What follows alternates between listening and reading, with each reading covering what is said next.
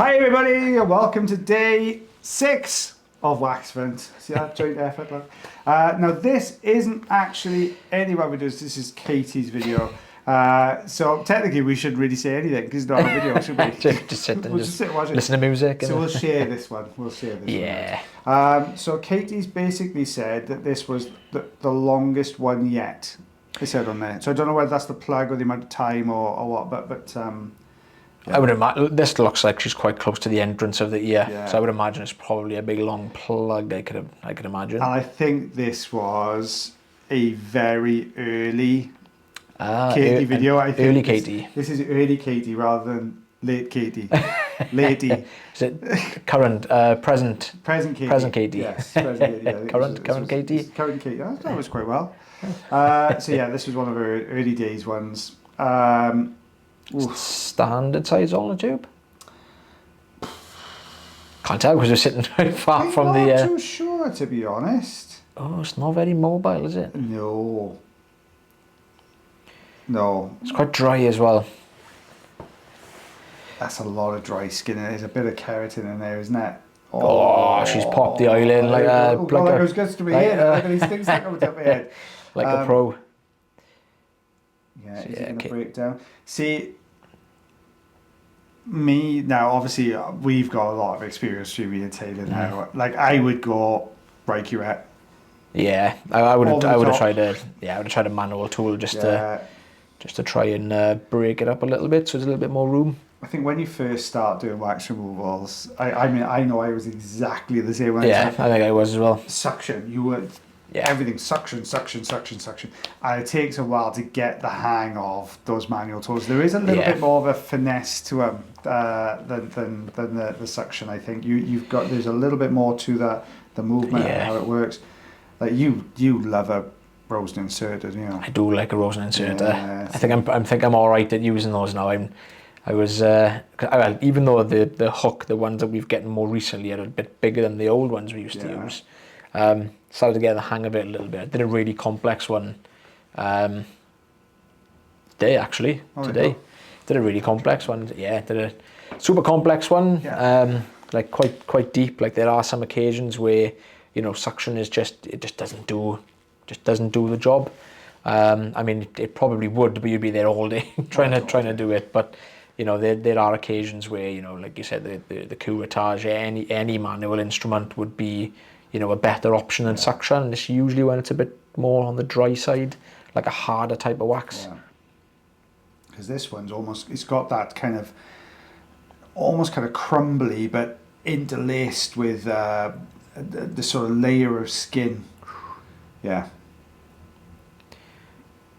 Fair play to her. I mean, it's, you know, that for somebody who was, you know, especially quite new to wax removal, like going ahead with one like this is not an easy job, to be fair. I don't think she called either of us in to help either. I think this was a pure just Katie's on her own. Cool. I think he was my very first wax removal with the endoscope. Yeah, I was. I think I was Katie's first wax removal as well. Was it? I had a guinea pig for wax removal. Proper shaking as I remember. I was all over the place like this. Because you've done it before, but it was the endoscope. Oh yeah, it was the endoscopic bit you're not so used to.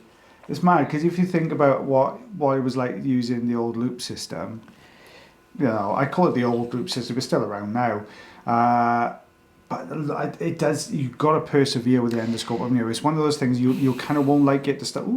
Forceps in. You won't like it when you first start, but after a little while.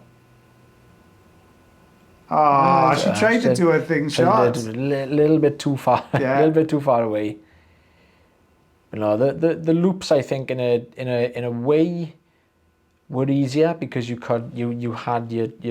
had two hands, but I mean the vision was dreadful. I think you'd struggle as an endoscopic practitioner. I think you'd struggle to go back to it, wouldn't you?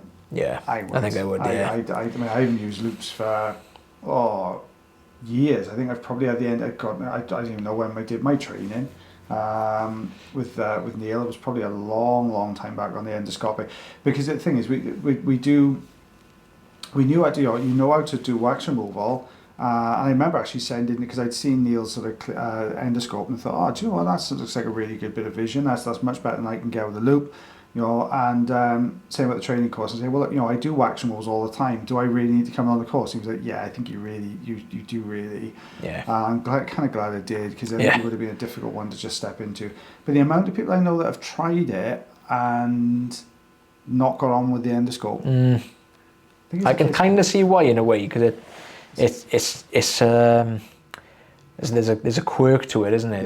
Yeah. There's the way you hold the endoscope, because I know me and you hold it in different ways. Yeah. I still hold mine from underneath, but you hold yours on top. Then I do, yeah. No, every time I think about it, if I think about it, I would have said I held it like that, but I don't. I know I hold it like this. You hold it like that. I on a motorbike grip. Yeah. Yeah.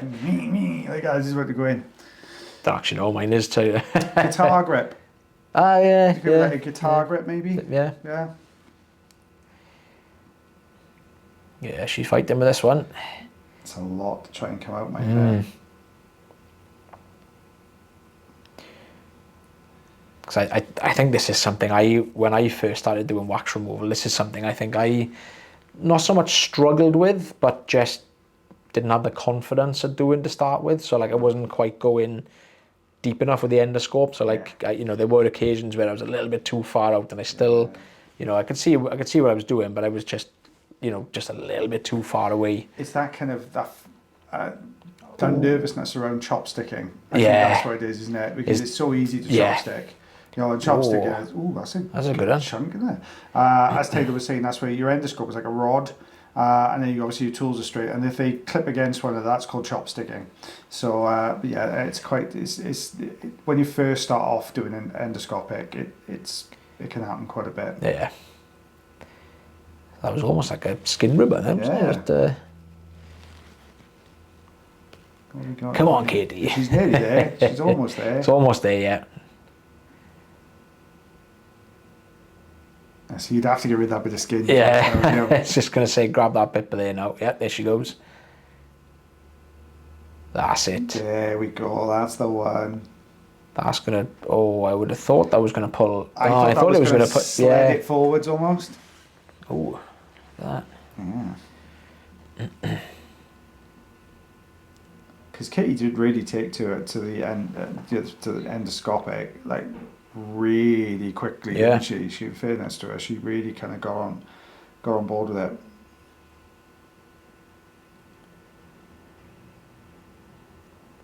Ooh. I know. Bit of a wiggle there now. That looks, like my last one where it was kind of wedged. It looks like that, doesn't it? Yeah. It's kind of all wedged down in deep in the canal there.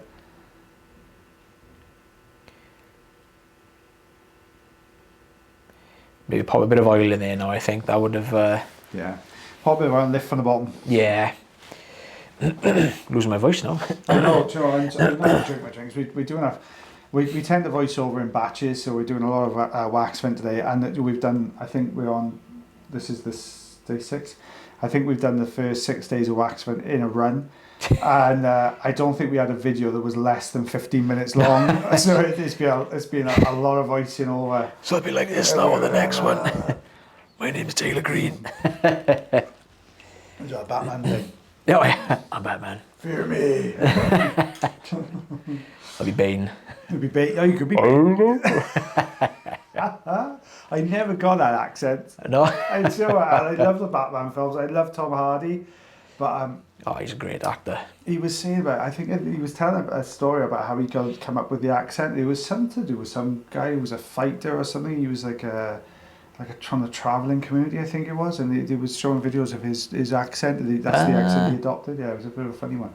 So he said originally he started off doing almost like a Darth Vader deep kind of accent, but he kind of.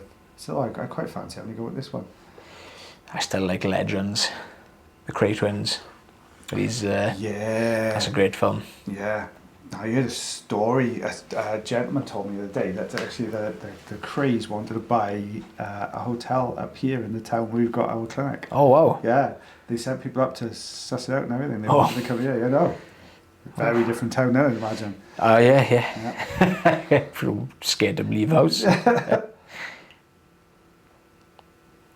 Yeah, that's a good. Because he plays both brothers as well, doesn't he? In that one. Yeah. Yeah. That's That's good going, isn't it? He does it I thought it was really good. Bronson, have you seen that one? Oh yeah, that's a good one as well. My goodness, man. That's a good one. There's a few quotes in there I can't really say on it. No, there's some good ones in there. Got to keep it PG. Yes, yeah, a better ad for Waxvent, I think. Well, she's doing well because she's peeling here really, really. I couldn't work out that was there. That was a piece of skin. Ah, yeah. She's peeling really, really well, and that's the problem. Though. She's going to have to peel that section on the outside before she can get to that deeper section of wax. You wouldn't have wanted to see this in your first couple of weeks of doing it, though, would you? I remember my first week when I first came here, and you went on holidays. Oh my goodness me! You had a rough couple of days to do, but your first day you had a flaker. You had somebody passed out. Yeah, first or second day, somebody passed out in my clinic, and I was by myself. Oh, the girls were on the reception, but yeah, I was like, help. Yeah. No, I knew what to do. It was quite worrying though, you know, when you see something like that. Oh, it gets your heart rate going, doesn't it? You're like, oh gosh, what? It doesn't happen too often, thank goodness. No. So it's not something you have to deal with a lot, but it can happen. I think it's more likely with things like irrigation, just because you've got these, sometimes you get very extreme temperature changes, especially if you don't hit that temperature of the water. It's got to be almost bang on. And this is what I was mentioning. I had somebody who was really, really nervous before, and they'd had 2 failed attempts because they passed out both times. Yeah. And I said, it got to the point where the wax was like this, and I was like, I'm going to have to try and irrigate this last bit to get it off because it got all mushy, and if colour just drained. And I said, look, it'll be fine. I'll look after you. And we did it, and she was absolutely fine. She was going, I can't get over the difference with you guys doing it compared to what I'd done before. And it was just need to take your time. It's all about taking time. And the particular patient I had that did faint, it didn't tell me until afterwards that he's also quite known to faint when he gives blood as well. So he's I think it's just a quick reaction. His body just kind of. It was frightening. It really was frightening. It's the first time I've ever had somebody faint in clinic, but and I wasn't even looking when it happened. I just kind of turned around and he started to get a little bit dizzy. I remember exactly every second of it. Started getting a little bit dizzy, and normally it usually lasts about a minute. It's almost like a little bit of lightheadedness. So, we allow it to ease off, and that normally stops after about a minute, and then they're fine going on again. But I sort of give the patient a minute, turned around, started doing, started typing on a computer. Next thing you know, boom, trolley was taken out. There was water everywhere, and So I think of all the years I've been doing it, I think, how many times have I had a flaker? I've probably had 3. Oh, is it? In all those years, about 3. and it's always, if you've ever seen somebody faint, it's always quite scary to see, especially when they're coming round as well, when they're not quite. They're not quite there. They're very vacant, and you can see them kind of staring. Yeah, strange one. Yeah, he was snoring. I remember. He was snoring. He was. Horrible. I have nightmares about it now. That's it. You wake up with a cold sweat. Yeah. But luckily, it is rare, and it's usually when somebody's got some other underlying kind of issue, like you said, yours was a history of fainting with giving blood and stuff like that, and it is those kinds. You just need, if you do have to have wax removal and you are a little bit more prone to this kind of fainting and sort of blackouts and stuff, just letting a practitioner know before you start, and they'll just be really cautious about like the suction tubes, and if they've got to do irrigation, you should be getting that temperature right anyway, but you'll just be even more kind of vigilant over that kind of stuff. Yeah, the water should be, like we use thermometers when we're checking the water, like it has to be a particular temperature or a rough, very, very rough temperature. Too cold you can get dizzy, too hot you can get uncomfortable. It's a degree, isn't it? It takes it to be a degree out, either way, and like half a degree either way of where it should be, and that patient's going to start feeling really giddy. Yeah, really, really giddy. Oh, Katie's doing really well here, to be fair. She's done fab, because this is a deep one. I would have called you if this was me on my first one. I know, imagine that. Rhys, come and give me a hand.